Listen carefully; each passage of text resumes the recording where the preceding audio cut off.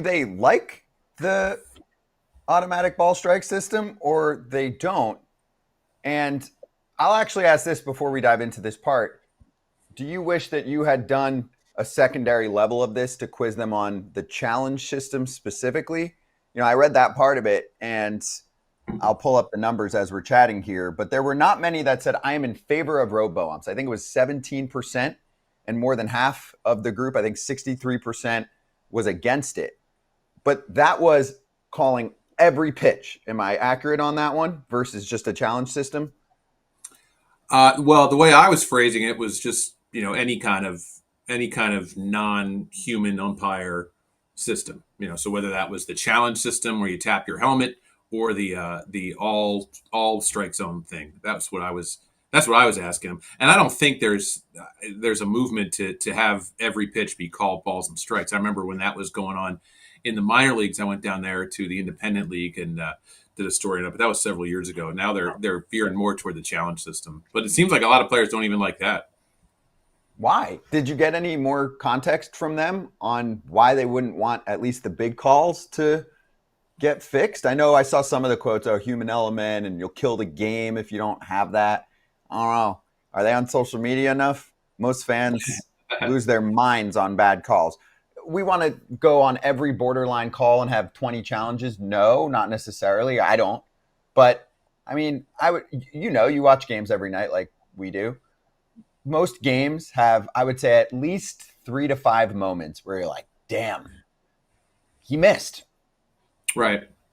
I think. Well, I mean, you guys are catchers. You could speak to it well. Like that. I think some players talked about that catcher umpire dynamic, that relationship that a catcher has with an umpire to be able to get certain calls.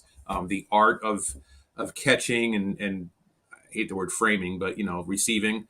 That would be diminished. I mean, I think it would still be a part of it because you're not challenging every single call. But I think we heard some stuff about that. We heard that the technology is not that the guys saw at the minor leagues if they were rehabbing or playing down there that it's not where it needs to be. Like the strike zone felt incredibly small to a bunch of guys down there. So surprising calls even within a system that's supposed to be perfect. I think they have no time for that. But are they just are they skeptical so they don't want it yet, or is it something that they're like, I don't ever want it, or did you not get any kind of reaction in that sense?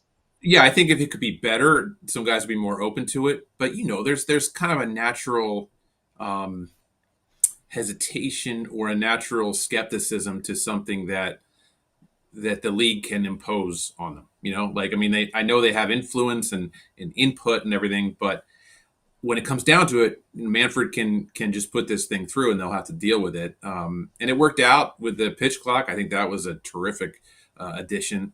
But I think there's understandably, an element of, oh God, if they're going to impose this on us, we're not really gonna embrace it. But eventually, it'll probably turn out to be second nature. Tyler, let's go to something a little more cheery, shall we? Depending on which side of the ball you're on. What was more intriguing to you? The answer to who you would have won up in Game 7 of a World Series, or who guys said they didn't want to face in Game 7 of a World Series? Yeah, you know what? I had to frame that differently when I was asking because if you ask, I found inevitably if you ask a player like who would you least like to face, they're like, well, I could take on anyone. I they didn't want to sort of frame it that way, but if I framed it like, who's the most challenging at bat or who's the most challenging guy to face? If you sort of frame it more like a challenge, then they were fine. I don't know. It's just the wording of it in the guys I asked, but yeah, I mean, some of them talked about a big time closer, a Roldis Chapman kind of, or a Josh Hader type. But other guys, it was sort of someone who causes them trouble in particular. But you got a lot of predictable Otani kind of responses. But yeah, that's always good because sometimes you'll hear ones that guys just can't hit a certain dude, and it's like, man, I can't touch that guy. So, but yeah, that's always interesting. Were there any questions that kind of overlapped that you're like, wait a minute, everybody said I don't want to face this hitter in Game 7, or I love watching this player, but then he's not on the, hitter that I least, want to face the least. Like, is there any overlaps where you're like, you guys are kind of contradicting yourselves with some of these answers? You mean like someone that they really like to watch, but also don't want to come up in the big Right. spot? Yeah. Exactly.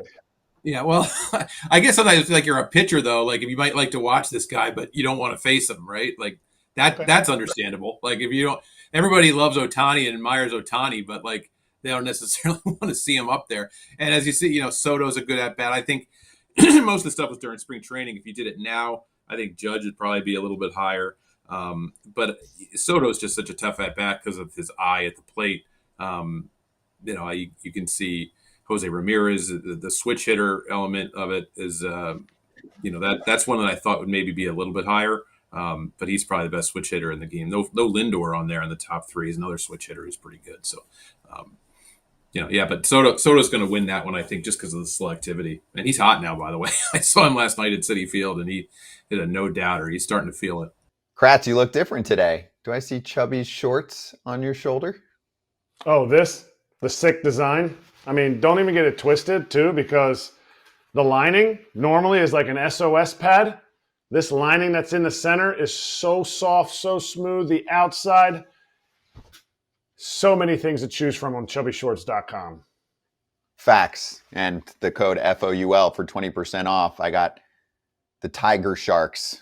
Ooh-wee. Little blend of a tiger and a shark. It's beautiful. So don't wait. For a very limited time, shop Chubby's biggest sale of the year, $45 shorts and up to 65% off select gear. Hit up chubbyshorts.com and grab your favorites before they're gone. If you miss the sale, then use the FT code, FOUL in lowercase for 20% off. Support FT, let them know we sent you when the survey asks, and get ready to turn some heads. Summer's here, dress like it in Chubby's. What did you think about the pitching side for a Game 7? So were you surprised that old Chris Sale, who won a Cy Young Award last year, got, maybe 2 more votes than Tarek Skubal? Yeah, it was a little surprising. I mean, I think you see Sale. I mean, obviously they're both coming off the Cy Young there. It might have just been who we talked to in particular, but they're both lefties. Sale has done it longer, and I think Sale is just so naturally funky. I mean, you guys know, like, there's just no other pitcher. Now, Skubal's got a distinctive delivery, too. But from what I understand from hitters, it's especially hard if you're facing a guy with nasty stuff who also doesn't pitch like anybody else you ever see. And Sale is just so tall and angular, and with the slot that he comes from. I mean, I don't know if anybody still playing has faced Randy Johnson, who was taller, but it was sort of a similar look. But I don't know if there's anybody who looks quite like Sale, and I think that difference, we heard that, like, there's just nobody who looks like him out there, combined with the nasty stuff. Was the most overrated player a question that you were No, like, and it should have been. that's what I was going to ask you, because it's been taken like viscerally, like overrated, and people are like, "Oh my gosh, how is this guy overrated?" Right. It's just like it's the player's opinion, because other years, like that always raises good debates. Yes, I'm glad you said that, Eric, because I'm going to suggest that again next year. Like I had we all kind of put in our questions for what we wanted, and somehow that didn't make the cut, but that's a good one. And I'd like to see where that lands next year, because you never know. I mean, if it's just like overrated means like overhyped, that's, I guess, usually what it means to players. But that you'd find some interesting things, and then you get the guy who takes that personally and tries to, use that as fuel, right?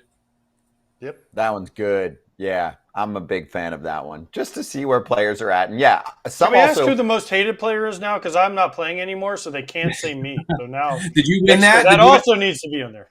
How many times did you win that? Is that I don't know, multiple? A lot. Actually, I didn't win it every year because A-Rod won it and Bryce won it. So I actually, as I got older, I went down the list.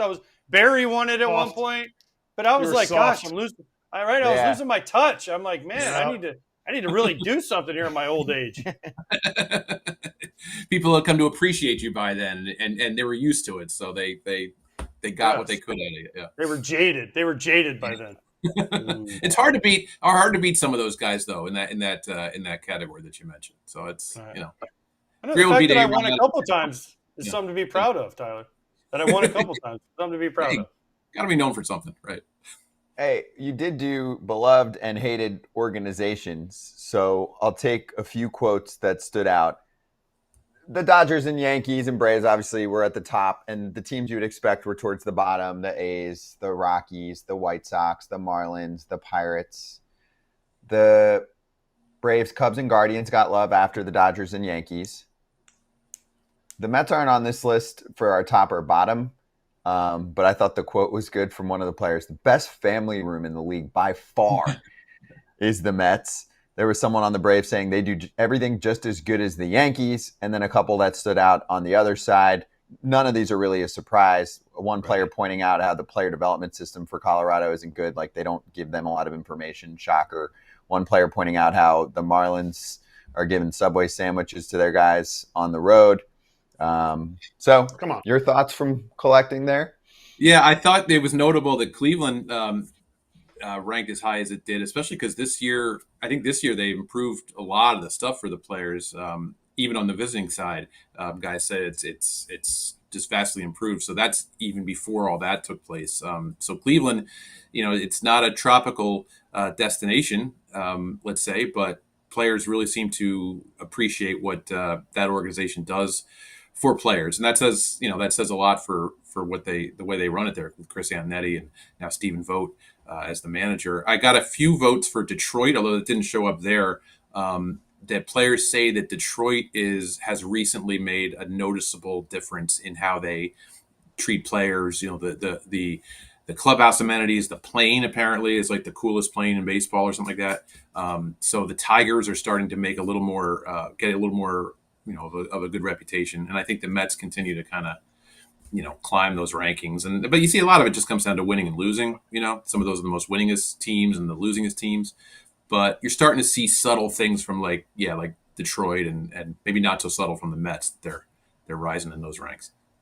A lot of this though goes by how the clubhouses guys treat the players that go in there, right? Because a lot of these teams, these people, I don't know who you talk to, is all anonymous, obviously, but they're not not every player. Like I didn't get to go to the home side in a lot of clubhouses until after I was done playing and working for Fox.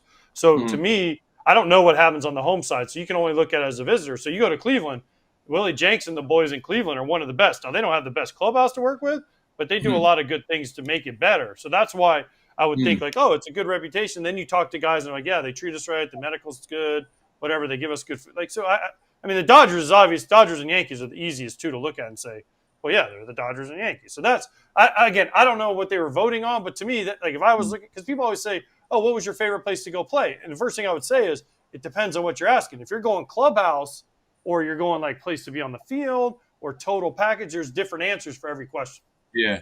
Yeah, well, I would have thought Philly would be high, right? Isn't you love all the cheesesteaks they make up for you there in Philly? And isn't that always like the big competition for guys is to see who can eat the most? But the Phillies weren't real high on that list. I don't know. Yeah, well, that's because they make you also feel like you weigh 300 pounds, and that's probably why they feed them to you. Because then you try to go hit, and you're like, oh, yeah. So trust me. It's good, but you have to try to limit yourself. Kratz probably went in there as a visitor and ate them all. He probably tried it for the record. I could have like one. Because if you're in there for a 4-game series and they give them to you for breakfast, lunch, and dinner, that's a lot of cheesesteak. All right. So, well, Kratz Eric like me is a Montco guy, I think, right? So we could all the hot spots in the suburbs and the city. So you can bring your own. All right. I know Philly. Right. Philly people will be upset. Scott actually just asked me for some, but Philly people would be upset, but Montgomery County's got it when it comes to the cheesesteaks. And that's where the visiting clubhouse guy comes from. They're Montgomery County style cheesesteaks. Sorry. Nice. It's the thin shred. You gotta put whiz on them. You gotta put whiz on them. That's all I'm saying. Is that Kevin? Is Kevin still in charge there? Kevin Steinhauer? Yeah. He's been okay. I didn't know he's a Montco guy. I've known him for like 25 years. I don't know. Huh. Hey everybody. Be sure to like and subscribe for more content. We're back here every weekday, all year long, so do not miss an episode. The videos are coming in all day. Here's another video you might enjoy. Baseball the way it should be covered.